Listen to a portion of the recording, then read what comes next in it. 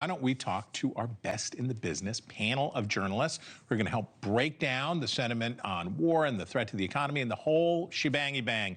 Katie Pavlich, she is the host of Katie Pavlich Tonight, of course, on NewsNation, weeknights at 10 p.m. Eastern. Julie Mason, who is asleep by then, is the host of The Julie Mason Show on Sirius XM's POTUS channel, where you can also hear this show every Sunday morning. And say hello to Laura Kelly. She is foreign policy reporter for The Hill. So propitious timing, Laura, for you to make your first visit with us here. The president says that the war is a 15 out of 10 in how it's going. What's the consensus among the sort of foreign policy establishment, the wise men and wise women of Washington foreign policy?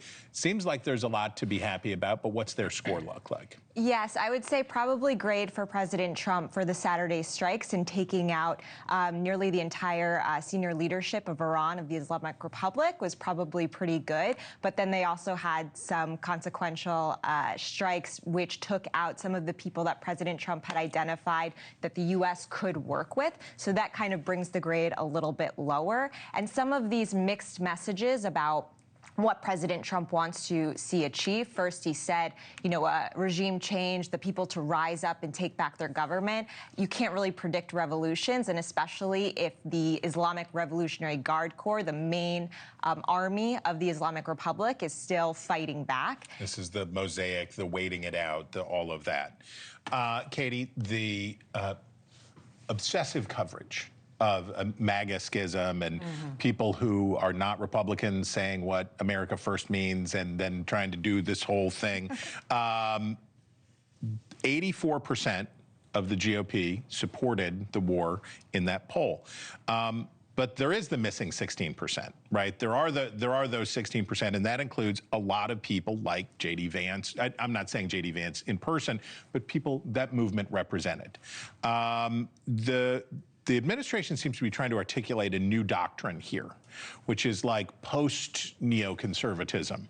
The United States can engage and play rough and decapitate governments and do all this stuff. We can break it and not buy it. Right. How is that going? And their new message is, we play to win. Yeah. We're not going to relent. You had the Secretary of War saying, this is not going to be a fair fight. We're not interested in rules of engagement that harness our troops in ways that make it harder for us to win these wars. So the Trump doctrine is going in, getting the job done, and getting out. That's why you're seeing this overwhelming force. And I think it's very interesting you're seeing this propaganda from the administration pushing out to the world, to the American people, of the strike, showing them what they're doing. And there's a ton of communication, not just from the White House, but from Central Command and also from the Department of War. You have Hegseth giving multiple press conferences to reporters. So they're communicating this in a way that people can understand, even if there are questions about where they're going. And look, we're 8 days in. Right. Sometimes wars take longer than 8 days.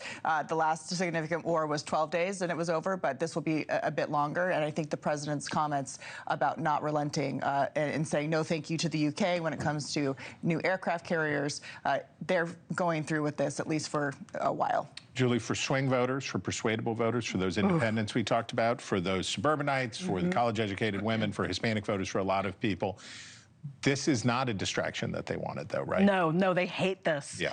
Yeah, the president has his party with him, and I think this MAGA schism is really overstated. I mean, perhaps it is the outgrowth of a matured political movement that now they feel comfortable to kind of take shots at each other. So I think that's a bit overplayed. And to Katie's point about, it's articulating a new policy. Philosophies are post facto, usually. They come after. Stephen Miller is doing his bit toward that, for sure. Yeah. But those independents, they are gone. Yeah. I don't know how he gets them back. Thank you for watching. Subscribe below and download our NewsNation app right now on your phone, and you will get fact-based, unbiased news for all Americans.